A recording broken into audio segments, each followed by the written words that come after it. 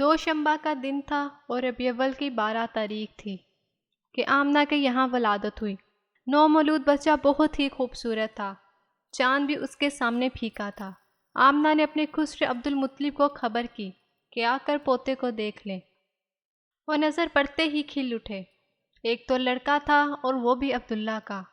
چنانچہ بچے کو گود میں لیا، سینے سے لگایا، ماتھے پر بوسہ دیا، پھر اسے لیے ہوئے کعبہ پہنچے اور اس کا طواف کیا، اور بچے کا نام محمد صلی اللہ علیہ وآلہ وسلم رکھا۔ محمد صلی اللہ علیہ وآلہ وسلم کے معنی ہیں ہر لحاظ سے قابل تعریف، وہ جسے سب پسند کریں، سب اچھا کہیں۔ پھر ولادت کے 7ویں دن عبدالمطلب نے اونٹ ذبح کرایا اور قریش کی دعوت کی۔ سب کھانے سے فارغ ہو گئے تو کسی نے پوچھا، عبدالمطلب کیا وجہ ہے کہ آپ نے پوتے کا نام محمد صلی اللہ علیہ وآلہ وسلم رکھا، خاندانی نام کیوں نہیں رکھا؟ عبدالمطلب بولے، میں نے چاہا کہ آسمان پر بھی اس کی تعریف ہو اور زمین پر بھی، خالق کو بھی وہ پیارا ہو اور خلقت کو بھی۔ قریش میں اونچے گھرانوں کی عورتیں اپنے بچوں کو دودھ خود نہیں پلاتی تھیں، دیہاتوں سے دائیوں کی ٹولیاں آتی، وہ بچوں کو اپنے یہاں لے جاتی اور ان کو دودھ پلاتی، ان کی پرورش کرتی، پھر جب وہ بڑے ہو جاتے تو واپس کر جاتی اور دوسرے بچے لے جاتی۔ اس سے بچے خوب تندرست رہتے اور فصیح عربی بھی سیکھ لیتے، مگر دائیوں کے آنے کے موسم متعین تھے۔ محمد صلی اللہ علیہ وآلہ وسلم کی ولادت ہوئی تو اس وقت کوئی دائی نہ ملی۔ عبداللہ کا بھائی تھا ابو لہب، اس کی ایک باندی تھی صوبیہ۔ 2-3 دن آمنہ نے خود دودھ پلایا، پھر بچے کو صوبیہ کے حوالے کر دیا کہ جب تک کوئی دائی نہ ملے اس کو وہ دودھ پلائے۔ صوبیہ نے بس کچھ ہی دن دودھ پلایا تھا کہ قبیلہ بنی سعد کی دائیاں آ گئیں۔ دائیاں بچے تلاش کرنے لگیں، وہ گھروں میں جاتی ماں کو اپنی خدمات پیش کرتی، مائیں جس کو پسند کرتی اپنا بچہ اس کے حوالے کر دیتی۔ ساری ماؤں نے دائیاں چن لی اور ساری دائیوں کی گودیں بھر گئیں، ہاں صرف ایک دائی رہ گئی، اس کو کسی نے نہ پوچھا، اس لیے کہ وہ ذرا کمزور اور لاغر تھی، مفلسی کا شکار تھی۔ یہ تھی ابو ذؤیب کی بیٹی حلیمہ، اور بچہ بھی صرف ایک ہی رہ گیا تھا کہ دائیاں اس سے دور ہی رہیں اور کوئی اسے لینے کے لیے تیار نہ تھی۔ وہ بچہ تھا عبداللہ کا بیٹا محمد صلی اللہ علیہ وآلہ وسلم۔ دائیوں نے سنا کہ محمد صلی اللہ علیہ وآلہ وسلم یتیم ہے، باپ کے سائے سے محروم ہے، اس لیے انہوں نے اس کی طرف توجہ نہ کی کہ انہوں نے اس کی پرورش کو حقیر جانا اور اس کو دودھ پلانا بے سود سمجھا۔ وہ بولی، اس یتیم کو لے کر کیا کریں؟ اس کا دادا ہمیں کیا دے گا اور ماں سے بھی کیا مل جائے گا؟ اب واپسی کا وقت آ گیا اور دائیوں نے گھر لوٹنے کا ارادہ کیا۔ ہر ایک خوش تھی کہ اس کے گود میں بچہ تھا۔ حلیمہ کا شوہر بھی ساتھ تھا۔ حلیمہ نے اس سے کہا، باخدا مجھے شرم آتی ہے کہ ساری سہیلیوں کی گودیں بھری ہوں اور میری ہی گود خالی رہے۔ میں تو جاتی ہوں اسی یتیم کو لیے لیتی ہوں، خالی ہاتھ لوٹنے سے تو یتیم کو لے جانا بہرحال بہتر ہے۔ شوہر نے کہا، جاؤ لے آؤ، کیا حرج، ہو سکتا کہ اللہ تعالیٰ اسی میں برکت دے۔ چنانچہ حلیمہ بچے کو لینے کے لیے آمنہ کے پاس پہنچی۔ آمنہ کو ملال تھا کہ اس کے لال کو کسی نے نہ پوچھا۔ سہیلیوں کے بچے ہاتھوں ہاتھ لیے، مگر اس کے جگر پارے کو کسی نے لینا گوارا نہ کیا۔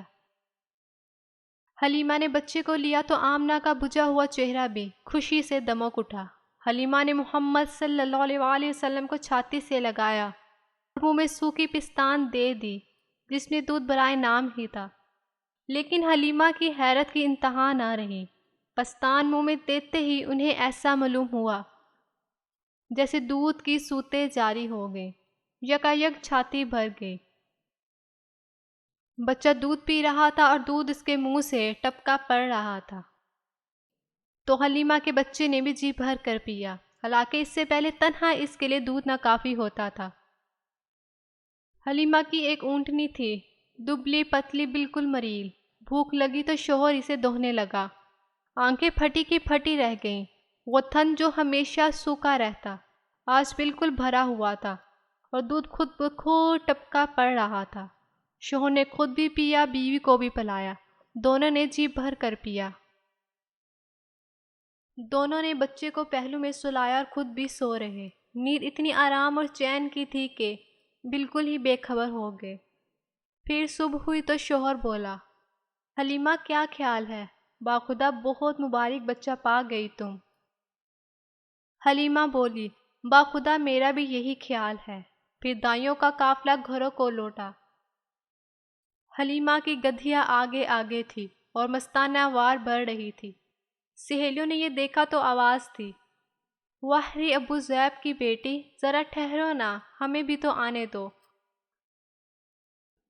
ارے یہ وہی گدھیا تو ہے جس پر تم آئی تھی، یہ تو راستے میں رک رک جاتی تھی، بار بار تم پیچھے ہو جاتی تھی۔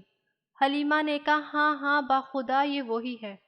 سہیلیاں بولی، باخدا یہ تو بڑی عجیب بات ہے۔ اب حلیمہ کے یہاں برکتوں کی بارش ہونے لگی، ہر چیز میں برکت ظاہر ہو رہی تھی۔ جانور موٹے ہو گئے، دودھ سے تھن پھول آئے، ہر طرف برکت ہی برکت تھی۔ رفتہ رفتہ 2 سال گزر گئے۔ آمنہ کا لال حلیمہ کا دودھ پیتا۔ حلیمہ کی ایک بیٹی تھی شیما، اس کی گودیوں میں ہمکتا۔ صحرا کی کھلی فضا ہوتی اور دیہات کی سادہ زندگی۔ جسم تیزی سے بڑھا، ہاتھ پیر میں طاقت آ گئی اور بچہ خوب تندرست ہو گیا۔ شیر خواری کے دن پورے ہو گئے۔ اب وقت آیا کہ بچہ پھر ماں کی گود میں جائے اور اس کے گھر کی رونق بنے۔ لیکن کیا حلیمہ اس بچے کو جدا کر دے؟ کسی طرح بھی طبیعت اس کو چھوڑنے پر تیار نہ تھی۔ تمنا تھی کہ کچھ دنوں وہ ساتھ رہے، کہ برکتوں کا سلسلہ تا دیر قائم رہے۔ وہ بچے کو لے کر ماں کے گھر چلیں، لیکن ارادہ کیا کہ ان سے گزارش کریں گی کہ بچے کو کچھ دن اور ساتھ رہنے کی اجازت دے دیں۔ چنانچہ وہ آمنہ کے پاس آئیں اور بولی، مجھے اندیشہ ہے کہ اگر محمد صلی اللہ علیہ وآلہ وسلم ابھی سے مکے میں رہ گیا تو کہیں یہاں کی آب و ہوا سے کوئی نقصان نہ پہنچ جائے۔ کیوں نہ آپ کچھ دن اور ہمارے یہاں رہنے دیں، ذرا اور بڑا ہو جائے پھر آ جائے گا۔ اس طرح حلیمہ آمنہ سے ضد کرتی رہی، طرح طرح سے مناتی رہی، مکے کی آب و ہوا سے ڈراتی رہی، یہاں تک کہ وہ تیار ہو گئی۔ اب کیا تھا، حلیمہ کا دل خوشی سے باغ باغ ہو گیا۔ وہ محمد صلی اللہ علیہ وآلہ وسلم کو لے کر پھر اپنے گھر آ گئی، پھر اسی صحرا میں آ گئے۔ اب پھر وہی کھلی فضا تھی، ریت کے ٹیلے تھے، چکنے چکنے پتھر تھے، وہی ساتھی اور وہی ہمجولی تھے۔ محمد صلی اللہ علیہ وآلہ وسلم پھر اسی طرح پتھروں سے کھیلتے، ریت پر اچھلتے اور بچوں کے ساتھ ادھر سے ادھر دوڑتے۔ محمد صلی اللہ علیہ وآلہ وسلم اب 5 سال کے ہو گئے۔ حلیمہ سے جدائی کے ساتھ پھر آن پہنچی۔ محمد صلی اللہ علیہ وآلہ وسلم سے حلیمہ کو بے حد محبت تھی۔ وہ سچ مچ ان کی آنکھوں کی ٹھنڈک تھے، ان کے دل کا سکون تھے۔ محمد صلی اللہ علیہ وآلہ وسلم کو حلیمہ سے بھی انتہا محبت تھی۔ نبوت ملنے کے بعد بھی جب وہ آپ کے پاس آئیں تو آپ میری ماں کہہ کر لپٹ گئے۔ حلیمہ کے لیے محمد صلی اللہ علیہ وآلہ وسلم کی جدائی سہانے روح تھی، لیکن کرتی کیا کہ اب گھر پہنچانا ضروری تھا، مزید روکنا ممکن نہ تھا۔ پھر ایک وجہ اور بھی تھی جس کی وجہ سے حلیمہ نے اور جلدی کی۔